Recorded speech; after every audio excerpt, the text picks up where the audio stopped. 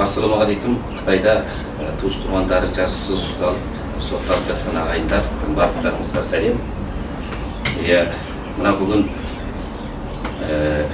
дәл осы 21 ғасырда саяси үйрену лагері деген ұғым ешкімнің ойласа да, ұйықтаса да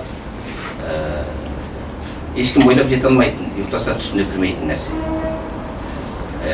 Сіздер білесіздер, Қытайдың Шинжаң өлкесінде 3 миллиондай қандасымыз тұрады.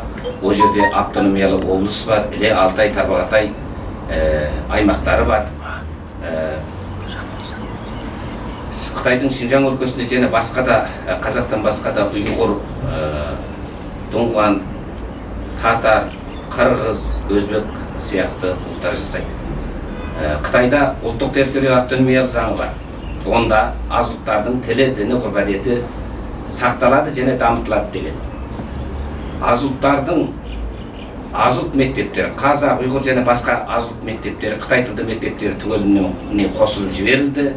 Дін өздері тәрбиелеген Қытайдағы ислам университеттерін бітірген молладардың барлығы түгелімен 10 жылдан 8 жылдан жоғары сотталып кетті. Ғұрбадеттің өзінде де үлкен тосқауылдар бар. Той-томалақ, өлім-жітімнің барлығы коммунистік партиясының шеңбері сызып қойған белгілемесінен аспайтын болды.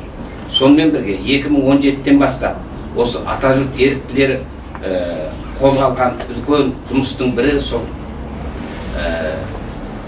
Қытайдағы қандастарымызды және азшылық ұлттарды Қытай саяси үйрену лагерінен жазықсыз ұсталған орындардан құтқару және саяси үйрену лагерін әлемге паш ету. Тұңғыш рет Қытайдағы Шинжаң өлкесіндегі саяси үйрену лагерін әлемге паш еткен осы атажұрт еріктілері. Бүгінде атажұрт еріктілер заңды түрде тіркеліп, өз жұмысын ары қарай жалғастырып жатыр, жалғастыра да береді. Сіздер осы ұйымға тағы да жалғасты келіп, осы жерге Қытай жағынан қорқып, арыздана алмай отырған адамдар бар. Оған да үгітші бола біліңіздер.